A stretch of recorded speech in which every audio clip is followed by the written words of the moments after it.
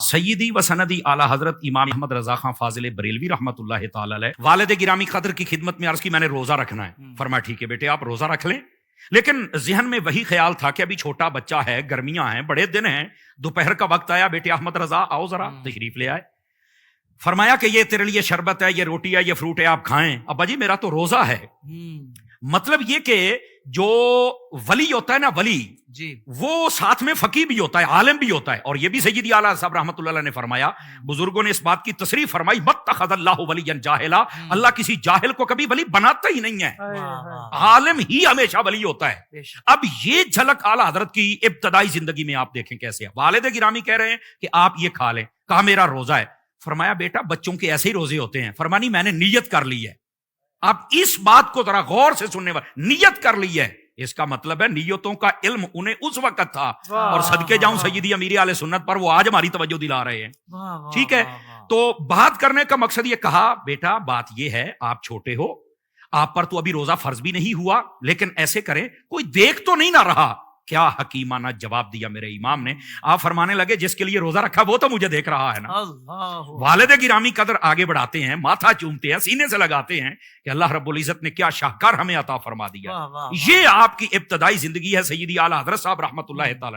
اور پھر صرف یہاں تک نہیں ہے، بظاہر دیکھیں ہمارے جتنے بچے ہوتے ہیں، جب ہم دیکھیں نا کہ یہ لائق ہے کہ نہیں، ان میں ٹیلنٹ ہے کہ نہیں ہے، تو ہم پہلے 7-8 سال کی تعلیم دیکھتے ہیں. یعنی پہلے 8 سالوں میں ہمارا بچہ غالباً 5 یا 6 یا 4 جماعتیں پڑھتا ہے، تو ہم اسکول کا رزلٹ چیک کرتے ہیں کہ یہ بچے کی کوالٹی کیا ہے، کس مضمون میں آگے ہے، کس میں پیچھے ہے. سیدی اعلیٰ حضرت صاحب رحمۃ اللہ علیہ جب آپ 6 سال کی عمر میں جاتے ہیں تو آپ پہلی تقریر کر دیتے ہیں. اور جن لوگوں کے سامنے تقریر فرمائی ان میں اکثر لوگ وہ تھے، اگر وہ الگ الگ زمانوں میں آتے تو شاید وہ بھی سارے مجدد ہوتے. اکثر لوگ ویسے بیٹھے ہوئے تھے، ایسے جلیل القدر لوگ بیٹھے ہوئے تھے. اگر الگ الگ آتے تو ان کا یہ مقام اور رتبہ تھا. ان کے سامنے 6 سال عمر ہے، نام احمد رضا ہے، اور وہ تقریر کر رہے ہیں.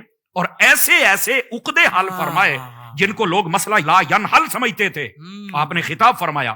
اور پھر اسی کے اندر ایک پوائنٹ آؤٹ کیا، وہ جو آپ نے محبت سے فرمایا تھا نا کہ کچھ میلاد پر بھی بات ہو جائے، آپ نے وہیں پر ایک پوائنٹ آؤٹ کیا تھا اور فرمایا تھا لوگ ہم سے کہتے ہیں کہ تم 12 ربیع الاول کو بڑا حضور کو یاد کرتے ہو. کیا سادہ بات کہی.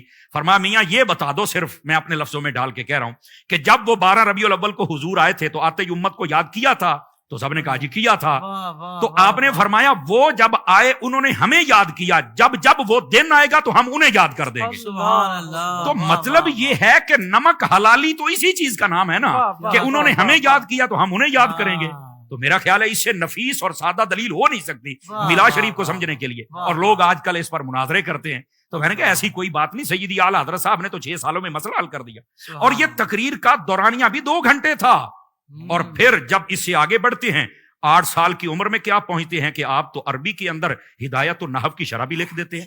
فن نحو کی مشہور کتاب، اس کی آپ نے شرح بھی لکھ ڈالی ہے. اور بہت سارے مسائل سیدی و سندی اعلیٰ حضرت صاحب رحمۃ اللہ اس چھوٹی عمر میں آپ نے حل فرما دی ہے. بلکہ اس سے بڑی کیا بات ہو سکتی ہے کہ ابھی 14 سال کی عمر ہوتی ہے، آپ مروجہ علوم سے فراغت حاصل کر لیتے ہیں. بلکہ بعض محققین نے اس بات کو لکھا، آپ فرماتے اسی دن مجھ پر نماز فرض ہوئی، اسی دن میں بالغ ہوا، اسی دن احکام میری طرف متوجہ ہوئے، اسی دن میری مروجہ علوم سے فراغت ہوئی، اور اسی دن میں نے زندگی کا پہلا فتویٰ لکھا، اور اللہ کے فضل سے وہ پہلا فتویٰ بالکل درست تھا جو آپ نے تصنیف فرمایا تھا. یہ ہے میرے امام احمد رضا کا بچپن اور ابتدائی زندگی. واہ واہ واہ، سبحان اللہ.